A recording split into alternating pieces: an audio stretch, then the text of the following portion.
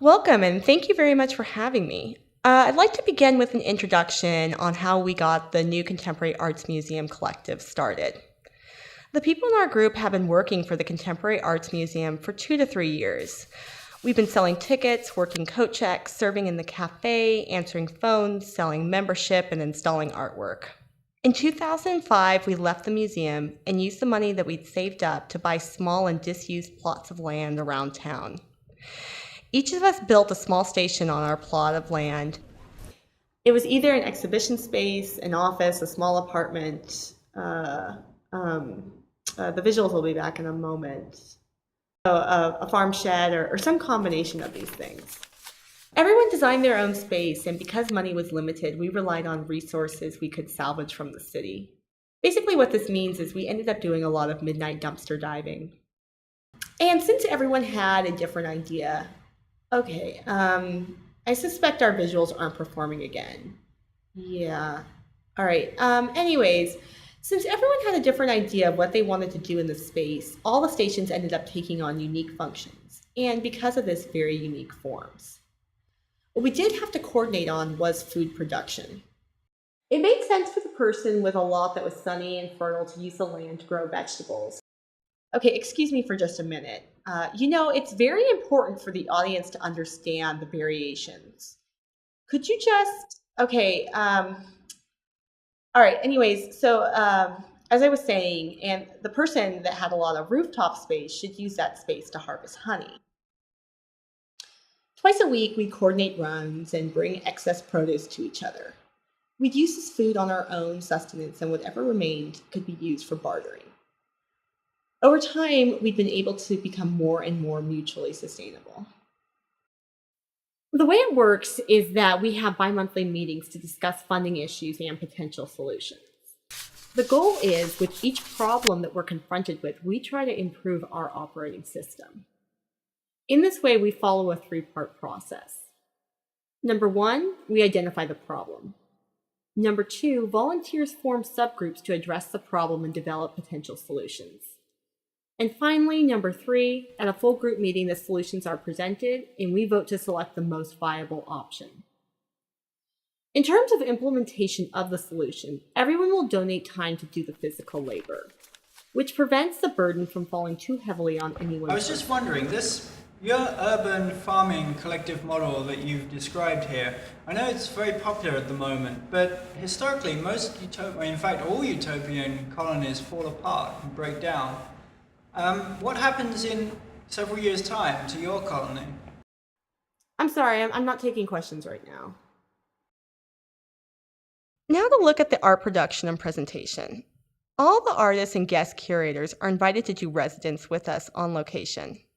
We're able to sustain them for a period of time, and they help us out by maintaining the mini farms while in residence.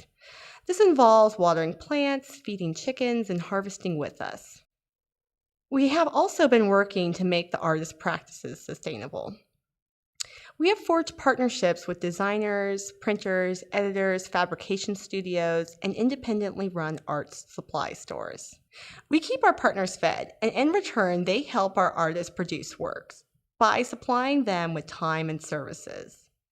If an artist needs quite a lot of help from one of our partners, we all help by negotiating a system where the artist or a few of us will help out in the partner studio for a certain amount of time in exchange for materials and production.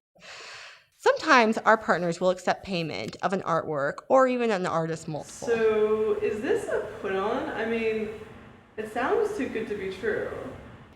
Okay, yeah. So I see what you mean, that this could be seen as making fun of utopian projects. But really what we're doing here is fairly common techniques developed by artists and collaboratives to sustain themselves. All that we've done is put all these strategies to use to create an entirely new system. Okay, yeah, you took care of that already, so let's go ahead and get started again. We would like our unique economy to be carried over to how we relate to our audience. So let me tell you about two of our most successful techniques. First of all, instead of having didactic explanations that try to convince the reader about the merits of a work, we try to scrutinize a work to discern what it lacks. In this way, the audience would have a critical background for experiencing that work. We involve the artists in this process and let them decide what would be the most interesting arguments to present. The reactions we've received so far have been excellent. People who say they've never enjoyed a contemporary art show before seek us out to continue the conversation. And we've noticed a lot of repeat visitors who bring more people with them. The second technique is our Design Your Own seminar program. Anyone can propose a lecture or panel discussion to occur alongside our exhibitions. There is a section of our website that allows for people to suggest and schedule lectures into our calendar. Many of the lectures also bring people along to their event, which keeps a flow of new people coming to see the shows.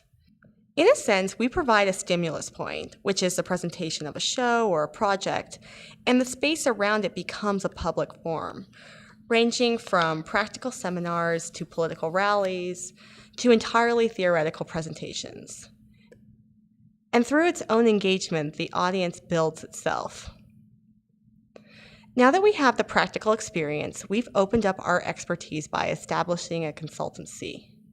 On a rotating basis, we've made ourselves available to other art organizations to help them transition into our model. We have set up a system to optimize results. The program works like this. First, we collect information about the current practices and staff interests.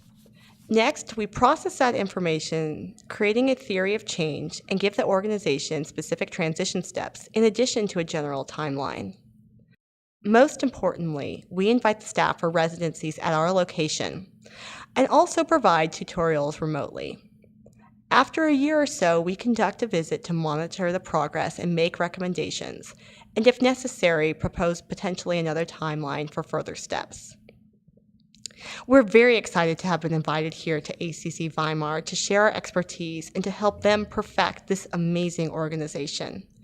This is our first foray as consultants, so we appreciate how brave they are to work with us.